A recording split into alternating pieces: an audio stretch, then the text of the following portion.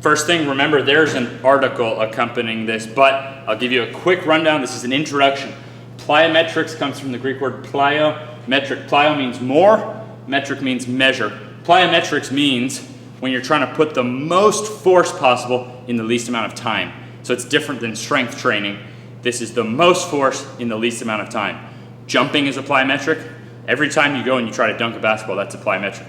Really, sports in general are all plyometrics.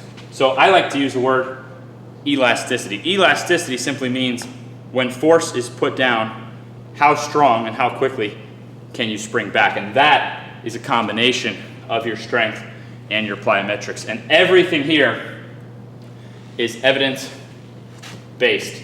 Even right from this. All the studies they've done to date, they put them together and they say, you know what? If you want to get athletic, if you want that elasticity, how do you improve vertical and speed and that stuff? It works best to do strength training and plyometrics. Obviously, my life is majorly dedicated to how do you do that strengthening so that you never get knee pain and you make consistent progress in a way that's going to make you really athletic. But I also put some attention on how do you do plyometrics. So this is knee ability plyometrics to contribute this side of the equation.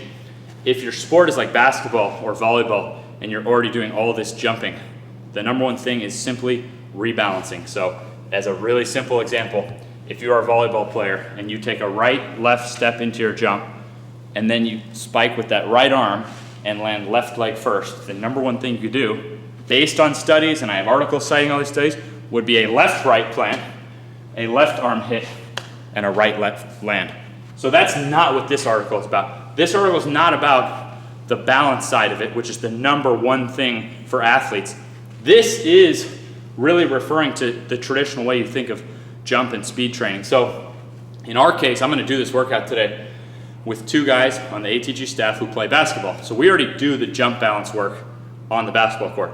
Coronavirus has gym shut down. It was raining, so we couldn't use outdoor courts today. So I thought, what a perfect time to do this workout, which I like once or twice a week. Not more than twice a week.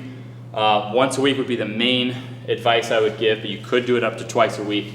I like it on your off days from strength training. So for us, that means Wednesdays or weekends. You could plug this in.